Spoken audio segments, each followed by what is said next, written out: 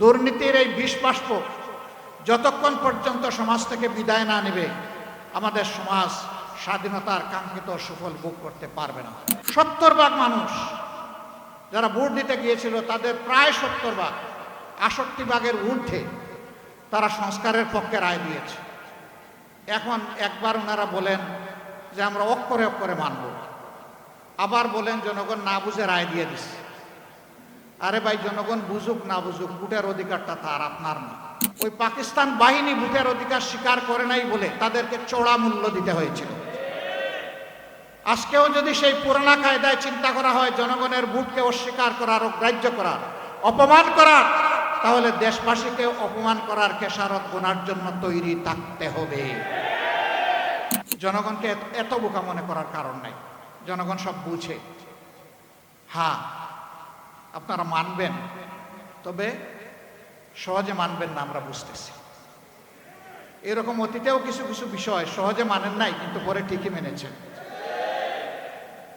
আমরা নিজের জন্য, কোনো দলের জন্য এই কাঠামোগত পরিবর্তন আমরা চাচ্ছি না, সংস্কার চাচ্ছি না। আমরা 18 কোটি মানুষের জন্য চাই। স্বাধীনতা একটা জাতির কত বড় সম্পদ, এটা স্বাধীন জাতি বুঝে না, পরাধীন জাতি এটা বুঝে। আমাদের পূর্বপুরুষেরা 190 বছর যখন স্বাধীনতা হারিয়ে গোলামির জিঞ্জিরে আবদ্ধ ছিলেন, তারা তখন অনুভব করেছিলেন স্বাধীনতা কি জিনিস। তাদের এই আন্তরিক আকুতি, তাদের সংগ্রামী প্রয়াস, তৎকালীন নেতৃবৃন্দের বিচক্ষণতা, দূরদর্শিতার ফলে আমরা একটা দেশ পেয়েছিলাম। আমাদেরকে আশ্বস্ত করা হয়েছিল লর্ড কেলেঙ্গে পাকিস্তানের নামে যে এই দেশে কোনো ধরনের বৈষম্য থাকবে না, ন্যায় বিচার কায়েম হবে এবং মানুষ একটি স্বাধীন দেশের নাগরিক হিসাবে সম্মানের সাথে বসবাস করবে। এ লক্ষ্য অর্জিত হয়নি, পদে পদে লঙ্ঘিত হয়েছে, যার কারণে 71-এর মুক্তিযুদ্ধ অনিবার্য হয়ে উঠেছিল। তবে হ্যাঁ, এই যুদ্ধের আগে একটা সাধারণ নির্বাচন হয়েছিল, একটা মার্শাল ল গভর্নমেন্টের আন্ডারে। ওইটাও কোনো সংবিধানের আন্ডারে হয়নি। মার্শাল ল যখন জারি থাকে, সংবিধান তখন সাসপেন্ড থাকে। সামরিক ফরমানের মাধ্যমেই হয়েছিল। কিন্তু জনরায়কে পাকিস্তানি শাসক গোষ্ঠী এবং সামরিক বাহিনী তারা সম্মান দেখাতে ব্যর্থ হয়েছিল। বরঞ্চ জনরায়কে অগ্রাহ্য করে বিপুল জনমানুষের আকাঙ্ক্ষাকে তারা গুলি আর বুলেট দিয়ে, ব্যানর দিয়ে তারা দমিয়ে রাখতে চেয়েছিল। নির্বিচারে মানুষ খুন করেছে, মানুষের ইজ্জত লুণ্ঠন করেছে, সম্পদ ধ্বংস করেছে, দেশকে পোড়ামাটির দেশে পরিণত করেছে। কিন্তু সকল নির্যাতন চালিয়েও মানুষের আকাঙ্ক্ষাতে তারা দমিয়ে রাখতে পারেন। শেষ পর্যন্ত দেশ স্বাধীন হয়েছে। আরেকবার সেই লড়াকু সমস্ত যোদ্ধাদেরকে অন্তরের অন্তঃস্থল থেকে গভীর কৃতজ্ঞতা জ্ঞাপন করছে, যারা আমাদের জন্য একই মানচিত্রকে স্বাধীনতার মূলকে উপস্থাপন করেছেন, যারা আমাদেরকে একটি সম্মানজনক পতাকা হাতে তুলে দিয়েছে। এই পতাকা এবং মানচিত্রের হাত ধরে বাংলাদেশটা বদলে যাওয়া উচিত ছিল, কিন্তু না, বোতল পরিবর্তন হয়েছে, ভিতরের জিনিস পরিবর্তন হয়নি। এক এক করে 54 বছর বিদায় নিয়েছে। আমরা আগামীকাল 55তম বছর ইনশাল্লাহ পা দেব একটা জাতি হিসাবে। দ্বিতীয় বিশ্বযুদ্ধের পর জাপান কি অবস্থায় ছিল সবাই জানেন, কিন্তু মাত্র 3 বছরের মাথায় তারা বিশ্বকে চমকে দিল। তারা বিশ্বের সর্ববৃহৎ ইলেকট্রোমেকানিক্যাল ইন্ডাস্ট্রি মিৎসুবিশি চালু করে বিশ্বকে জানাই দিল যে জাপান ঘুমিয়ে পড়ে নাই। সেই জাপান সেখান থেকে বের হয়ে আসতে পারল, বের হয়ে এসে এখন বিশ্বের একটি উন্নত মর্যাদাশীল জাতি হিসাবে নিচে দাঁড়াতে পারল। এই অঞ্চল দুইবার স্বাধীনতা অর্জন করার পরেও আমরা কেন পারলাম না? এই না পারার কারণ আমাদের সাধারণ জনগণ নয়, এই না পারার কারণ হচ্ছে নেতৃত্বের ব্যর্থতা, লোভ, অদূরদর্শিতা এবং সীমাহীন দুর্নীতি। দুর্নীতি শুধু টাকা পয়সা হাত লাগলে হয় না, হ্যাঁ এটাও দুর্নীতি। সবচেয়ে বড় দুর্নীতি হচ্ছে মানুষের অধিকার হরণ করা, অযোগ্য লোকদেরকে যোগ্য জায়গায় বসিয়ে দেওয়া, যোগ্যতা সম্পন্ন লোকদেরকে অপমান করে তাড়িয়ে দেওয়া, এটি হচ্ছে সবচেয়ে বড় দুর্নীতি। দুর্নীতির এই বিষ বাষ্প যতক্ষণ পর্যন্ত সমাজ থেকে বিদায় না নেবে, আমাদের সমাজ স্বাধীনতার কাঙ্ক্ষিত সুফল ভোগ করতে পারবে না। এরপরে তার মুখেই শুনলেন, আমি বলার পরে তো হইচই পড়ে গেছিল। আমি বলেছি যে তিনি বিদ্রোহ করেছেন, বেওকুফরা বুঝেছে তিনি স্বাধীনতা ঘোষণা করেছেন। এইটা নিয়ে কি যে হইচই। তিনি অবশ্য বলেছেন অনেক সময় এরা ইংলিশটা বুঝে না, উনি ঢাকা বিশ্ববিদ্যালয়ের ইংরেজি শিক্ষকদেরকে রেফার করেছেন। এরপরে তিনি বলেছেন যে না, আমার কাছে এগুলা সংরক্ষিত আছে, পয়সাও লাগবে না, আমি দেখাই দিব, চলে আসো আমার বাড়ি।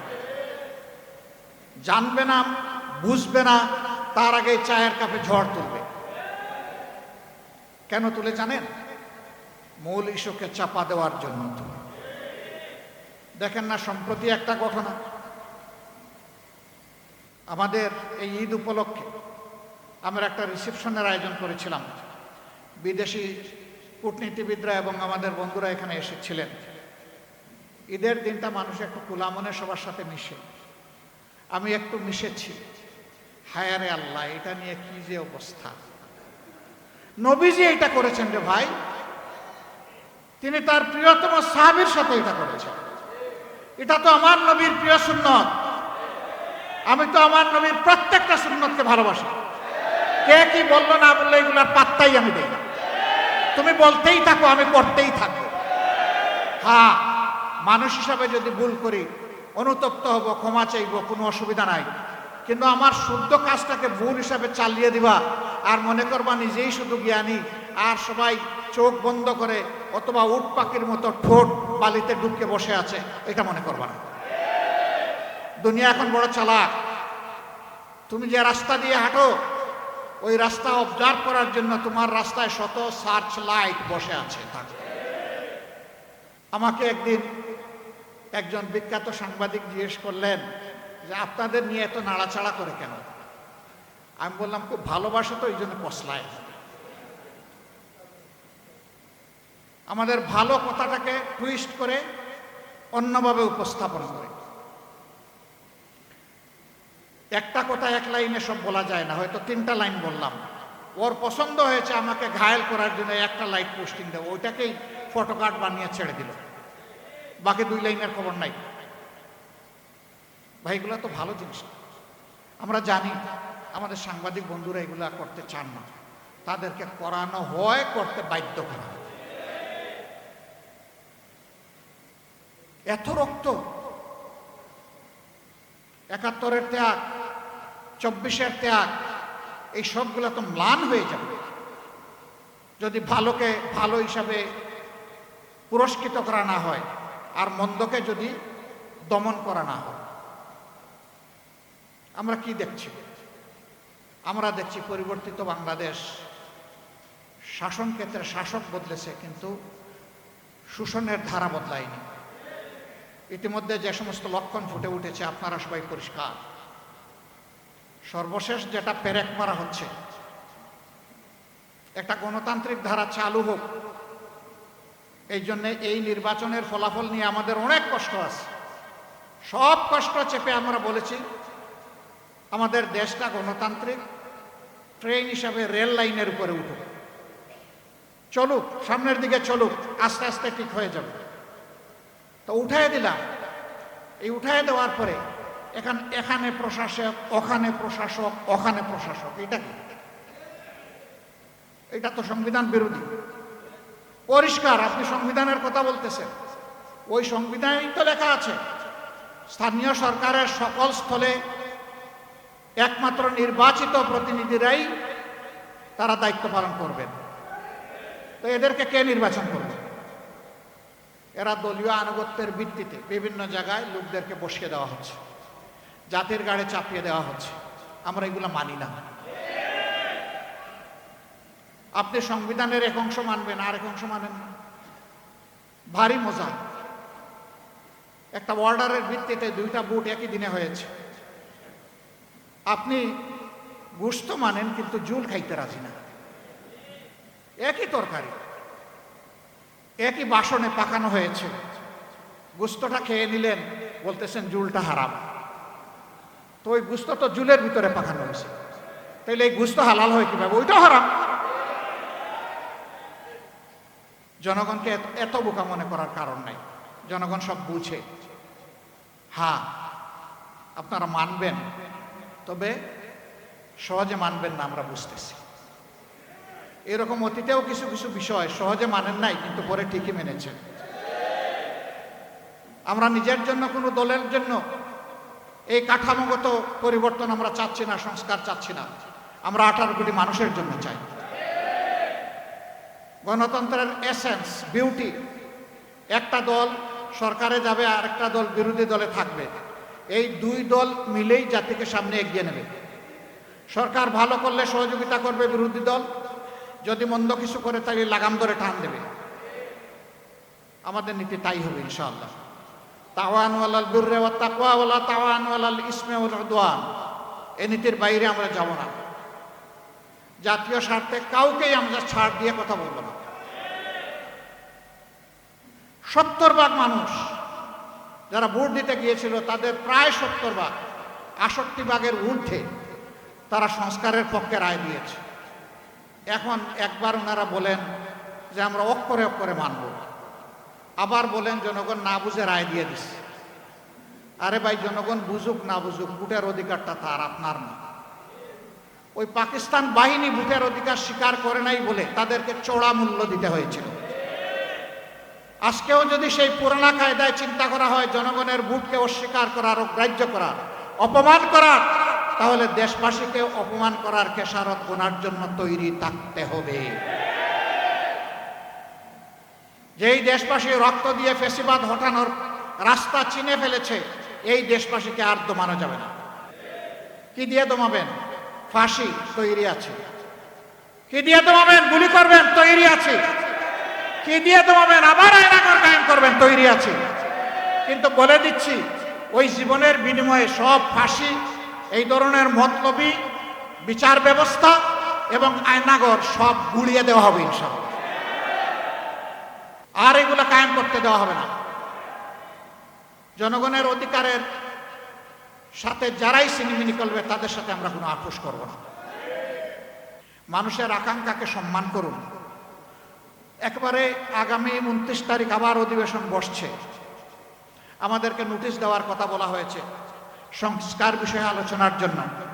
আমরা সুযোগ দিয়ে বলতে চাই, নোটিশের অপেক্ষা না করে অধিবেশন বসার সাথে সাথে ঘোষণা দিন যে আমরা তা আপাদমস্তক যেভাবে সাইন করেছি ওইভাবে বাস্তবায়ন করব। আসুন এখন বাস্তবায়ন প্রক্রিয়া নিয়ে আমরা আলোচনা করি সংসদে। আমরা প্রস্তুত, খোলা মন নিয়ে প্রস্তুত। কিন্তু এইটা নিয়ে যে কোনো ধরনের কালক্ষেপণ, টালবাহানা আমরা মানব না। যদি সংসদে তার সমাধান হয় আলহামদুলিল্লাহ, না হয় এই রাজপথ আমাদের পরিচিত। আমরা প্রথমে এই রাজপথ চাই না। আমরা চাই সকল কর্মকাণ্ডের কেন্দ্রবিন্দু হোক সংসদীয় গণতন্ত্রে মহান জাতীয় সংসদ। সম্মানিত ভাইরা, কেউ কেউ বলেন 72-এর সংবিধান পরিবর্তন করা যাবে না। আমি জিজ্ঞেস করি, 72-এর সংবিধান শেখ মুজিব কি রক্ষা করেছিলেন? 72-এর সংবিধানে কি বাকশাল ছিল? 72-এর সংবিধানে কি বহুদলীয় গণতন্ত্র নিষিদ্ধ ছিল? যে শেখ মুজিব নিজেই 72-এর সংবিধানকে জায়গায় রাখলেন না, আপনি নতুন প্রেমিক থেকে আসলেন?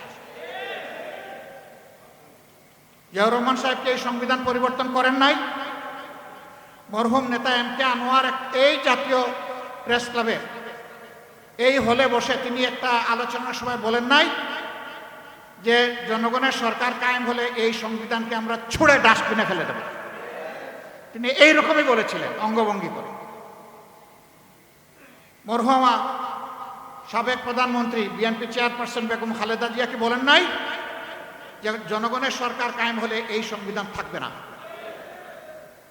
তাহলে আপনারা কি তাদের চাইতে বেশি 72 সংবিধান প্রেমিক হয়ে গেলেন? এই সমস্ত জিনিস ভালো না, ভালো লক্ষণ না। জনগণকে মেহেরবানি করে ভুল বুঝবেন না, ভুল বুঝানোর চেষ্টা করবেন না। জনগণের আকাঙ্ক্ষা বুঝার চেষ্টা করুন, দেয়ালে একটু কান চাপেন, শুনবেন এদেশের জনগণ কি চায়। যদি এই সংস্কারকে মেনে না নেওয়া হয় তাহলে মিনিমাম 1400 শহীদ যারা হয়েছে তাদেরকে অপমান করা হবে, হাদিদেরকে অপমান করা হবে, আবরার ফাহাদকে অপমান করা হবে, ফেলানির ঝুলন্ত লাশের সাথে অপমান করা হবে। এ কাজ করতে যাবেন না। বেঁচে থাকা জিন্দা শহীদ জুলাই যোদ্ধারা তারা এটা মেনে নেবে না। জুলাই যুদ্ধে 100 নয়, 200 নয়, 1000 নয়, 10,000 নয়, 1 লাখ নয়, 2 লাখ নয়, জুলাই যুদ্ধ ছিল কোটি কোটি। এ মানুষের বিরুদ্ধে অবস্থান নেবেন না। মেহেরবানি করে জন আকাঙ্ক্ষার প্রতি সম্মান করুন। আজকের এই মহান দিবসের আলোচনায় সবাই আমি বুক ভরে সরকারকে সেই আহ্বান জানাতে চাই। আর জাতীয় জীবনে যে কঠিন সময় এসেছে, খোলা মন নিয়ে উদারতা দেখিয়ে আমাদেরকে ডেপুটি স্পিকার দেওয়ার দরকার নাই। উদারতা দেখিয়ে জাতীয় সমস্যা সমাধানে এক জায়গায় একসাথে বসে। এটা সংসদের ভিতরে হবে না, কারণ সংসদের ভিতরে সকল দল প্রবেশ করে নাই। এদেশে যারা অন্যান্য দল আছে তাদের অবদান আছে এই দেশের জন্য, মুক্তিযুদ্ধে আছে, 24-এ আছে। এই তাদের সবাইকে নিয়ে বসে কথা শুনেন, ডিসিশন তো আপনারাই নেবেন। অন্তত খোলা মনে পরামর্শগুলো শুনেন, কে কি বলতে চায়। আমি আশা করি জাতি উপকৃত হবে এবং আপনারাও দিশা পাবেন ইনশাআল্লাহ। সেই পারস্পরিক হিংসা হানাহানির রাজনীতি বন্ধ হোক। আফসোস এখনো শুধু একটা ইলেকশন হয়ে গেছে, সেইটাকে কেন্দ্র করে মানুষ খুন হচ্ছে, এমনকি নিজ দলের মানুষকেও খুন করা হচ্ছে। তাহলে ফেসিবাদ বিদায় নিল কোথায়? ফেসিবাদ এতদিন আত্মগোপন করে গর্তের মধ্যে ছিল, এখন আবার মাথা তুলতে শুরু করেছে। দেশবাসীকে বলবো, এই ফেসিবাদ নূতন করে কেউ যদি কায়েম করতে চায়, ইনশাআল্লাহ সবগুলো হাত একত্রিত করে আমরা রুখে দেব ইনশাআল্লাহ। এ রুখে দেওয়ার জন্য তৈরি থাকতে হবে। আল্লাহ রাব্বুল আলামিন প্রিয় দেশকে হেফাজত করুন, আমাদের স্বাধীনতাকে আল্লাহ অক্ষুণ্ণ রাখুন, আমাদের বীরদেরকে, সকল পর্যায়ের বীরদেরকে আল্লাহ সীমাহীন মর্যাদা দান করুন। প্রিয় দেশের জনগণকে অধিকারের পক্ষে সজাগ থেকে অধিকার আদায় না হওয়া পর্যন্ত লড়াই চালিয়ে যাওয়ার তৌফিক আল্লাহ তাআলা দান করুন। সবাইকে অসংখ্য ধন্যবাদ। আল্লাহ তাআলা আপনাদের সবাইকে সুস্থ রাখুন। প্রিয় দেশবাসী এবং প্রবাসে অবস্থানরত ভাই ও বোনেরা, সবার প্রতি আরেকবার শুভেচ্ছা জ্ঞাপন করে আমার বক্তব্য শেষ করছি। আল্লাহ হাফিজ। বাংলাদেশ জিন্দাবাদ, বাংলাদেশ জামাত ইসলামী জিন্দাবাদ, বাংলাদেশ অমর হোক। আসসালামু আলাইকুম ওয়া রাহমাতুল্লাহ।